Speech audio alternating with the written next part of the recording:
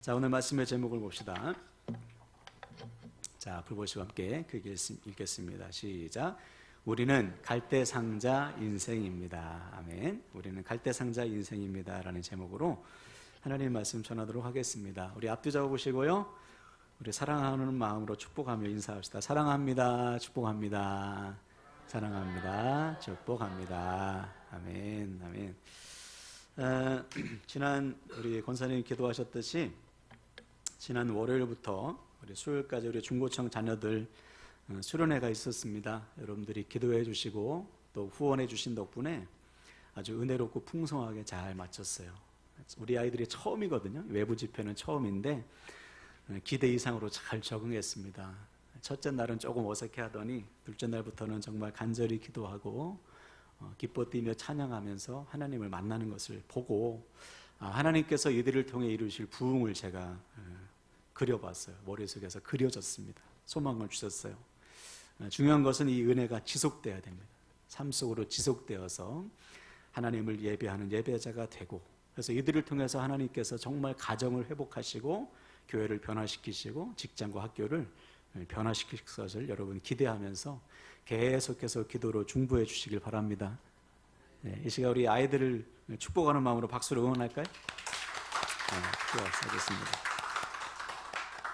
자, 오늘은 우리의 실천 목표 5번째인 다음 세대입니다. 교회는 반드시 다음 세대를 세워야 돼요. 다음 세대라는 것은 믿음의 다음 세대죠. 출애굽 1세대가 죽고 그들의 장자 세대가 여호수아와 갈렙과 더불어 약속의 땅을 차지하는 믿음의 다음 세대가 되었듯이 우리 자녀들은 반드시 우리의 바통을 이어받아서 이 땅에 주님의 몸된 교회를 세워나가고 하나님의 나라를 완성하는 믿음의 다음 세대로 쓰임 받아야 됩니다. 자, 그러기 위해서는 어떻게 해야 되는가? 어떻게 할 때 우리가 우리 자녀들을 믿음의 다음 세대로 세울까? 첫 번째는 보여주는 거였습니다. 부모된 우리가 보여줘야 돼요. 하나님을 믿는 삶이 어떤 것이고 하나님의 자녀로 사는 것이 어떤 것인지 보여줄 때 우리 자녀들이 우리의 믿음을 보고 배웁니다. 여러분, 자녀들의 믿음에 생명을 거시고 믿음으로 사는 삶을 보여주시길 주님의 이름으로 간절히 부탁을 드립니다. 두 번째는 부끄럽지 않은 복음을 물려주는 거예요. 세상은 여전히 복음이 필요합니다. 여러분 주변에 복음이 필요한 사람들이 많잖아요. 그들에게 복음을 전하여 살릴 사명이 우리에게 있는 거예요. 그럼 어떻게 해야 됩니까? 우리가 복음대로 살아야 됩니다. 우리가 복음대로 살아서 그들에게 영광스러운 복음을 보여줘야 되는 거예요. 오늘날 세상이 교회를 부끄러워하고 복음을 부끄러워하는 성도들이 얼마나 많은지 몰라요. 여러분, 그래서는 안 됩니다. 복음은 모든 믿는 자에게 구원을 주시는 하나님의 능력이기에 우리가 그 능력을 믿는다면 우리가 복음을 전하는 삶을 살아야 돼요. 그래서 우리는 자녀들에게 부끄러운 믿음이 아니고요, 영광스러운 복음을 물려주고 창피한 교회가 아니라 자랑스러운 교회를 물려주는 저와 여러분 되길 바랍니다. 세 번째는 잘 박힌 못이 되는 거예요. 우리가 잘 박힌 못이 된다는 것은 하나님께 온전히 헌신되는 겁니다. 주님께 깊이 박혀서 흔들리지 않는 믿음이 되는 거예요. 못의 재질은 중요하지 않아요. 저는 뭐가 될 겁니다. 큰 사람 될 겁니다. 그게 중요한 것이 아니고 금이든 은이든 큰 못이든 작은 못이든 주님께 깊이 박힌 못만 쓰시는 겁니다. 여러분, 저와 여러분은 자녀들은 주님께 깊이 박혀서 주님께 쓰임받는 인생 되길 축복합니다. 네 번째는 행함으로 가르치는 거예요. 말로만 떠드는 것으로서는 우리와 우리 자녀들의 삶이 변하지 않습니다. 우리 주님께서 행하시며 본을 보여주신 것처럼 우리도 자녀들에게 행함으로 보여줘야 돼요. 다시 말해, 믿음이 행함으로 이어져서 삶이 변화가 되고 변화된 삶으로 선포되는 복음만이 진짜 복음이에요. 우리의 삶이 변하지 않으면 우리가 아무리 복음을 떠들어도 안 됩니다. 여러분, 복음대로 사셔서 변화된 삶으로 복음을 증거하는, 즉 저와 여러분의 삶 자체가 복음 되시기를 주님의 이름으로 간절히 축원을 드립니다. 다섯 번째 원칙은 주님의 손이 함께하는 인생이에요. 우리 자녀들은 반드시 주님의 손이 함께하는 인생이 되어야 합니다. 세상 모든 것을 다 갖춰도 주님의 손이 함께하지 않는다면 그 인생은 그 자체로 실패작이죠. 반면에 가진 것이 없어도 주님의 손이 지금 그와 함께 하신다면 그 인생은 그 자체로 성공이에요. 요셉을 보세요. 애굽의 노예로 팔려왔지만 주님의 손이 함께 하니까 성경은 그를 가리켜 형통한 자라 하잖아요. 저와 여러분의 인생은 주님께 붙들린 인생, 주님의 손이 함께하는 인생, 그 자체로 형통하고 성공한 인생 되시기를 주님의 이름으로 간절히 축원을 드립니다. 자, 오늘 6번째 원칙인데요. 다 같이 한번 따라합시다. 갈대상자 인생. 네, 오늘 본문은 그 유명한 모세의 이야기예요. 자, 1절에 보니까 모세의 부모는 레위인입니다. 레위인은 하나님께서 택하신 성전에서 일하는 사람이거든요. 성전에서 일하는 사람.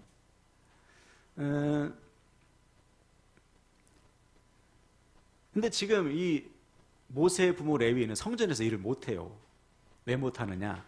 지금 애굽의 노예로 있습니다. 그럼 왜 레위인이 애굽에 살고 있으며 애굽의 노예로 있을까? 처음 이 레위의 자손들이 애굽에 들어올 때는 노예가 아니고요, 오히려 칭송을 받았어요. 왜냐하면 그때 애굽의 총리가 누굽니까? 요셉이었잖아요. 이 스토리는 우리가 잘 알죠.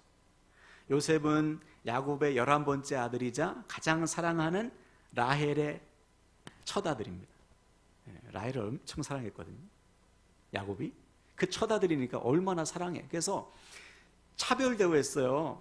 요셉만 색색 옷을 입히고 나머지 사람들은 메이크업 없는 걸 입혔습니다. 그랬더니 형들이 시기했어요. 어떻게 하죠?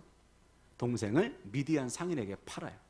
그리고 이 미디안 상인은 요셉을 애굽에 있는 보디발 장군의 집에 노예로 팝니다. 이때부터 무려 13년 동안 그는 연단을 받아요. 노예로 살고 감옥에 갇히면서 13년 후에 30살 때 하나님께서 그를 애굽의 총리로 세우신 거죠. 왜 그랬을까요? 애굽에서 하나님의 백성들을 번성케 하시기 위함입니다. 그래서 애굽으로 들어올 때 야곱의 자손이 70명이었어요. 70명이 나중에는 수백만의 사람으로 됐습니다. 그래서 출애굽기 1장에 보니까 온 땅에 가득하더라 그랬어요. 애굽 온 땅에 가득할 만큼 야곱의 자손들이 하나님의 백성, 택하신 백성이 번성했습니다. 자, 여기까지 보면 너무 좋잖아요. 하나님의 섭리와 계획 안에 야곱의 자손들이 애굽으로 들어와서 번성을 이루었다. 요셉을 통한 하나님의 계획이 성취된 거 아닙니까? 자, 그런데 출애굽기 1장 6절을 보면 이렇게 기록되어 있어요. 제가 읽어볼게요. 요셉과 그의 모든 형제와 그 시대의 사람은 다 죽었고 그랬습니다. 요셉을 알고 있는 요셉의 자손들, 요셉과 요셉의 형제들, 또 요셉을 알고 있는 모든 사람들이 다 죽었습니다. 어디서 많이 우리가 본 구절이잖아요. 자, 사사기 2장 10절을 볼까요? 앞을 보시고 시작. 그 세대의 사람도 다 그 조상들에게로 돌아갔고 그 후에 일어난 다른 세대는 여호와를 알지 못하며 여호와께서 이스라엘 위하여 행하신 일도 알지 못하였더라. 그렇죠. 여호수아와 갈렙과 같은 믿음의 사람들이 다 죽은 다음에 그 자녀 세대는 하나님을 알지 못하는 다른 세대가 되었다는 거예요. 요셉 이후도 마찬가지입니다. 요셉이 다 죽은 다음에 그의 후손들은 하나님을 알지 못하는 세대가 되어가고 있어요. 무엇을 보면 알 수 있습니까? 그들이 애굽에서 하나님을 예배했다는 기록이 없습니다. 하나님을 점점점 잃어버리고 있는 거예요. 그들이 430년 동안 있었거든요. 애굽 땅에. 그 430년의 기간 동안 그들이 하나님을 잘 섬겼다는 기록이 하나도 없어요.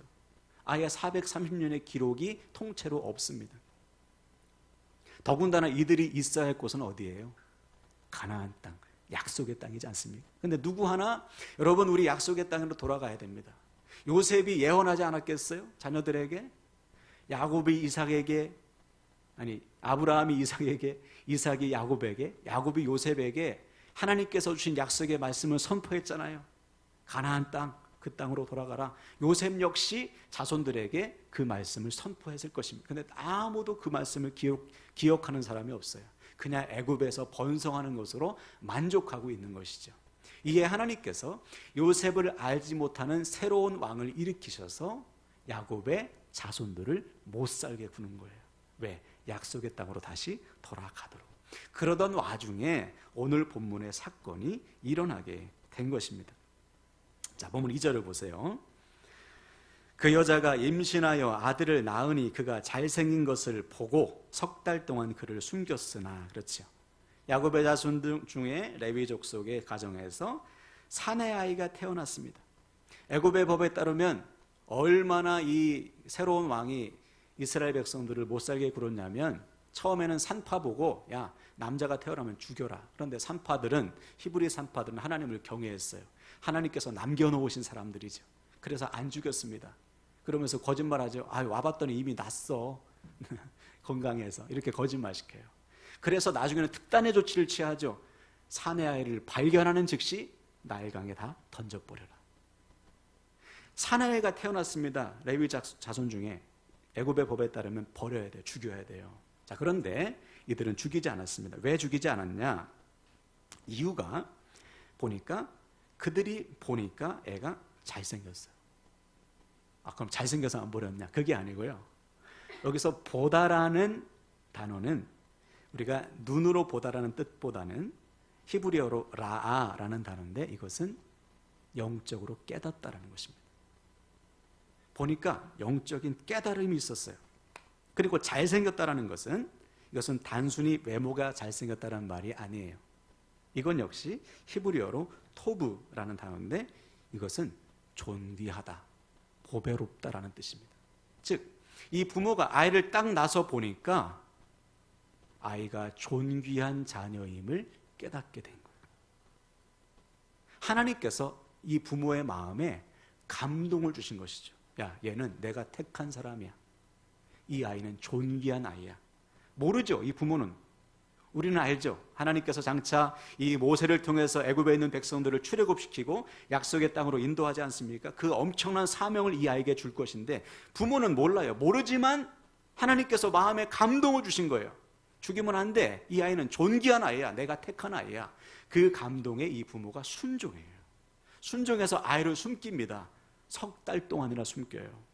이 석 달이라는 것은 아마 아이를 숨길 수 있는 최대한의 시간이었을 것입니다. 애들이 크면 클수록 목청이 커지잖아요. 발견하는 즉시 아이도 죽고 자기들도 죽어요. 다 죽으니까 석 달 동안 꽁꽁 숨겼는데 더 이상 숨길 수 없게 된 거예요. 자, 이때 부모들이 내린 결정이 뭐예요? 아이를 나일강의 강가에 띄워보내는 겁니다. 상자를 만들어서. 자, 3절을 보세요. 더 숨길 수 없게 되매 그를 위하여 갈대 상자를 가져다가 역청과 나무진을 칠하고 아기를 거기 담아 나일강과 갈대 사이에 두고, 그렇죠. 아이가 들어갈 만한 상자를 만들어서, 갈대 상자를 만들어서 물이 새지 않도록 안과 밖에 역청과 나무진을, 송진 같은 것을 칠했어요. 그리고는 아이를 상자에 담아 강물에 흘러 보내는 거예요. 혹시 무슨 계획이 있었을까요? 아이를 강물에 딱 보내면 아이가 안전하게 살아갈 수 있는 어떤 계획이 있었을까? 아니면 갈대 상자에 무슨 장치를 해서 리모컨을 조절해 가지고 원하는 곳으로 이렇게 보낼 수 있는 장치가 있었을까? 그런 장치가 없죠. 그저 아이를 강가에 띄워보내는 것 외에는 아무것도 할 수 없어요. 여러분, 이때 부모의 마음이 어땠을까요? 자기의 생명과도 같은 아이를 강가에 흘러보낼 때 얼마나 기도했겠습니까? 무엇을 위해 기도했겠어요? 하나님께서 저 아이를 살려주시도록, 하나님께서 택하신 이 존귀한 아이를 하나님께서 살려주시도록 하나님의 선하신 손에 이 아이의 생명을 맡긴 거예요. 자, 이것이 오늘 말씀의 핵심입니다. 우리 역시 모세의 부모처럼 우리와 우리의 인생을, 자녀들을 갈대 상자에 담아 흘러 보내야 되는 거예요. 즉, 우리와 우리 자녀들의 인생을 하나님의 손에 온전히 맡겨야 됩니다. 그래서 우리가 주목할 것이 뭐냐면 갈대 상자예요. 이 갈대 상자의 모양을 한번 생각해 보세요. 아이가 100일이면 얼마나 합니까? 한 요만할까요? 모양에 맞춰서 한 네모나게 만들었겠죠? 네모나게 만들어서 뚜껑을 딱 닫고 아이를 보내는데, 이 갈대 상자 안에 있는 모세는 자기가 어디로 가는지 몰라요. 방향을 결정할 수도 없죠. 그냥 애는 그냥 강물에 자기를 맡기는 거예요. 어디로 흘러갈지 몰라요. 이 갈대상자의 모습을 보면서 여러분 생각나는 그림이 혹시 있습니까? 갈대상자, 방향을 결정할 수도 없고 강물에 자신을 맡기는, 뭐 생각나세요? 그렇죠. 노아의 방주예요. 방주. 노아 시대 때에도 오늘 본문의 상황과 아주 비슷합니다. 온 땅에 사람이 충만했지만 아무도 하나님과 영적으로 교제하는 사람이 없어요. 노아 외에는 하나님의 섭리와 계획을 묻는 사람도 없어. 그래서 생각하는 모든 것이 악할 뿐이죠. 그래서 하나님은 이 백성들을 물로 심판하기로 작정하시고 노아에게 방주를 만들라고 명령하신 거예요. 왜? 누구든지 방주 안에 들어오면 산다. 더 나아가 이 방주 안에 들어온 사람들을 통해 하나님은 새로운 구원의 역사를 이루어 가시길 원하셨던 것이죠. 자, 그런데 이때 방주의 모양도 오늘 본문의 갈대상자와 아주 비슷한 거예요. 그리고 놀라운 것은 이 방주라는 단어, 히브리어로 테바라는 단어인데 이 단어는 딱 두 곳에만 쓰였습니다. 히브리어로 성경 전체에서 창세기 6장의 방주와 오늘 본문의 상자라는 단어 밖에는 쓰이지 않았어요. 그러므로 오늘 본문의 갈대상자는 곧 방주인 거예요. 무슨 말입니까? 애굽 온 땅에 충만했지만 하나님의 섭리, 하나님의 계획을 알지 못하고 애굽에 안주하고 있는 그들을 살려내기 위해서 하나님께서 모세를 택하시어 그를 갈대상자, 방주에 넣으신 거예요. 모세를 통해서 세일을 이루고자 하셨던 것이죠. 자, 그래서 방주 역시 방향을 결정하는 키가 없습니다. 우리가 배를 타면 이게 키로 방향 조절하잖아요. 방주에는 키가 없어요. 또 방주에는요, 돛도 없습니다. 바람에 의해서, 뭐 모터가 있겠어요, 그동안? 노도 없어요, 방주는. 아무것도 없어요. 방향을 결정할 수도 없고, 동력도 없습니다. 그리고 창도 어디에다 하나님께서 내라고 했냐면, 앞을 보는 창이 없습니다. 위에 있어요, 지붕에. 즉, 방주 안에 있는 노아와 그의 가족들은 맨날 뭐만 쳐다봐요? 하늘만 쳐다보는 거예요. 이 비가 언제 그칠지, 이 방주가 어디에 도달할지, 어디로 갈지 몰라. 오직 그의 시선은 하나님께만 있는 것이죠. 이것이 방주 안에서 살아가는 사람들의 삶의 자세예요. 시선을 하나님께 고정하고 자신의 삶을 인도하시는 하나님께 맡길 수밖에 없는 것이죠. 자, 그렇다면 오늘날 방주는 무엇을 상징할까요? 구원받은 하나님의 자녀들, 바로 주님의 몸된 교회를 상징합니다. 그래서 우리가 보통 교회를 오늘 구원의 방주라고 하잖아요. 자, 그렇다면 여러분들이, 저와 여러분이 방주 안에 사는 사람들입니다. 그렇다면 우리는 어떻게 살아야 돼요? 우리의 삶을 주님께 맡겨야죠. 우리의 삶을 인도하시는 주님께 우리의 삶을 내어드려야 되는 거예요. 그때 하나님은 한치의 오차도 없이 저와 여러분의 삶을 가장 완전한 길로 인도해 주신다는 사실을 믿으시길 바랍니다. 이 믿음으로 사는 거예요. 아, 내 인생이 방주구나. 내 인생이 갈대상자구나. 하나님께서 내 인생을 이끌어 주시는구나. 주관하시는구나. 맡겨야 되는 것이죠. 자, 그래서 오늘 본문에 보니까 모세의 부모가 아이를 갈대상자에 담아 나일강에 탁 놓은 다음에 지켜봐요. 그리고 이때 모세의 누나 미리암이 상자를 따라가죠. 어떤 일이 일어났어요? 자, 본문 5절 6절 보시면, 바로의 딸이 목욕하러 나일강으로 내려오고 시녀들은 나일강가를 거닐 때에 그가 갈대 사이의 상자를 보고 시녀를 보내어 가져다가 열고 그 아기를 보니 아기가 우는지라. 그가 그를 불쌍히 여겨 이르되 이는 히브리 사람의 아기로다. 그렇죠. 그때 마침 바로의 딸, 즉 애굽 왕의 딸이 그 강가로 목욕을 하러 왔다가 갈대 상자를 발견한 거예요. 어떤 분들은 이렇게 말하기도 하더라고요. 아, 모세의 부모가 바로의 딸의 스케줄을 잘 미리 알아내서 그 시간에 맞춰서 갈대 상자를 놨을 것이다. 그렇지 않습니다. 설령 그렇다 해도 이 바로의 딸이 모세를 딱 보고 히브리 아이네 하고서 물에 던져버리면 끝나는 거예요. 그렇잖아요? 애굽의 왕의 딸이잖아요. 애굽의 법을 지켜서 히브리 아이구나, 야 던져라. 그럼 끝나는 거예요. 절대로 우연이 아닙니다. 계획에 의해서 일어난 것이 아니고 하나님의 철저한 섭리 안에서, 하나님의 계획 안에서 일어난 것이죠. 자, 그래서 이 갈대 상자를 띄운 바로 그 시간에 하나님께서 누굴 보내신 거예요? 거기에 바로의 딸을 보내신 거죠. 바로의 딸을 보낸 다음에 상자를 발견하게 하신 거예요. 더 나아가 상자 뚜껑을 탁 열었을 때 아기가 응앵하고 웁니다. 그 우는 아이를 보고 바로의 딸이 어떻게 여겼어요? 불쌍히 여겼다. 혹시 이것도 모세 부모의 계획일까요? 석 달 된 아기한테 얘야, 누가 상자 뚜껑을 열거들랑 가장 불쌍하게 울어라. 큰 소리로 울어야 된다. 그렇게 연기 지도를 해서 그랬을까요? 아니에요. 마침 그때 하나님께서 모세를 울게 하시고 모세가 울었을 때에 그 아이를 불쌍히 여기는 마음을 바로의 딸의 마음에 싹 하나님이 넣어주신 거예요. 철저한 하나님의 계획과 섭리 안에서 이루어진 일이에요. 뿐만 아니라 그것을 딱 발견한 미리암이 달려가지 않습니까? 노예가 공주에게 달려가는 거예요. 제가 히브리 유모를 소개해 줄까요? 목숨을 건 거 아닙니까? 그때 바로의 딸이 그래 데리고 와라. 그 유모가 누구예요? 모세의 어머니 요게벳이죠. 이 모든 것은 다 하나님의 철저한 계획 안에서 성취되었다는 사실을 여러분 믿으시길 바랍니다. 우리 인생도 마찬가지예요. 저와 여러분의 인생은 철저한 하나님의 섭리와 계획 안에 있음을 믿으시길 바랍니다. 아멘.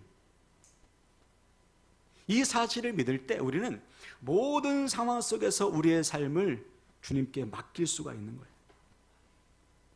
그래서 여러분, 맡긴다는 것은 다른 것이 아닙니다. 방주를 생각하시면 돼요. 갈대 상자를 생각하시면 돼요. 첫째, 방주는 뭐가 없다고 했어요? 방향을 결정하는 키가 없다고 했습니다. 우리가 우리 삶을 주님께 맡긴다는 것은 우리 인생의 방향 키를 주님께 내어드리는 거예요.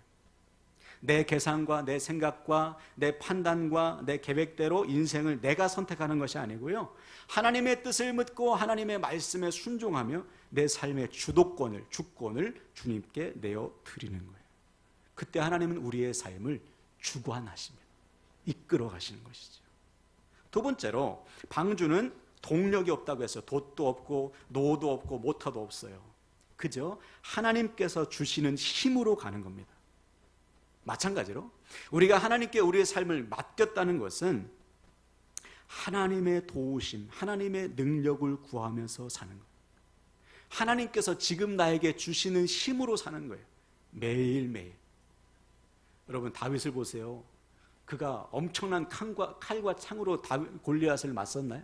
아니요. 지금 자기가 있는 것으로 말씀에 순종하며 나아갈 때 하나님께서 역사하시잖아요. 우리 인생도 마찬가지예요. 그러므로 사랑하는 여러분, 지금 나에게 없는 것 때문에 여러분 염려하지 마세요. 지금 나에게 있는 것에 감사하고 이것 가지고 내가 부딪힐 때 하나님께서 감당할 능력을 부어주시는 것이지, 내가 없는 거 다 모은다고, 내가 없는 건 내가 갖춘다고 내가 성공하는 게 아니에요. 지금 없는 것 여러분 하나님께 맡기시고 지금 주어진 것 감사하며 날마다 하나님의 공급하심을 누리시길 축복합니다. 세 번째는, 방주는 앞을 볼 수 없어요. 갈대 상자도 앞을 볼 수 없어요. 오직 하나님만 봐야 됩니다. 많은 분들이 눈앞의 상황에 염려하고 눌립니다. 그래서 하나님의 일하심을 볼 수가 없어요. 그래서 아예 하나님은 아예 방주 앞에 창문을 안 내신 것 같아요. 갈대 상자는 아예 뚜껑을 덮어버렸어요. 못 보게. 눈앞의 상황에 눌리지 말라고. 오직 하나님을 보라고. 그래서 여러분, 홍해 앞에서 다른 사람들 다 죽었나 할 때 누가? 모세 혼자 구원의 하나님을 보지 않습니까? 그때 하나님께서 홍해 길을 가르시는 거예요. 우리 인생도 마찬가지예요. 내 삶을 주님께 맡기고 그 상황 속에서 믿음으로 살아갈 때 하나님은 우리를 통해 우리가 상상할 수도 없는 하나님의 길을 열어주시는 거예요. 할렐루야. 이미 경험했잖아요, 여러분. 하나님께서 내어주시는 길을 경험하지 않았습니까? 그 믿음으로 사는 거예요. 그러므로 이 시간 말씀을 결단할 때 여러분, 오늘 우리는 우리 인생의 갈대 상자임을 방주임을 고백해야 됩니다. 우리의 선택과 우리의 힘과 지혜로 사는 게 아니에요. 오직 하나님의 신실하신 섭리와 능력 안에 저와 여러분의 인생이, 우리 자녀들이 있음을 믿으시길 바랍니다. 그러므로 맡기셔야 돼요. 매 순간 하나님의 주인 되심을 여러분 선포하시고 인생의 방향키를 주님께 내어드리길 축복합니다. 둘째, 내 힘과 지혜로 사는 게 아닙니다. 무엇을 하든지 하나님의 능력을 구하시고 공급하시는 힘으로 살아가시길 바랍니다. 마지막으로 여러분, 눈앞의 상황에 눌리지 마시고 이 모든 상황을 통해서 역사하실 하나님께 시선을 고정하고 하나님께서 내어주시는 길을 경험하시기를 주님의 이름으로 간절히 축원을 드립니다. 아멘. 이 시간 저를 따라서 선포하고 말씀 마치겠어요. 저는 갈대상자 인생입니다. 저는 갈대상자 인생입니다. 아멘.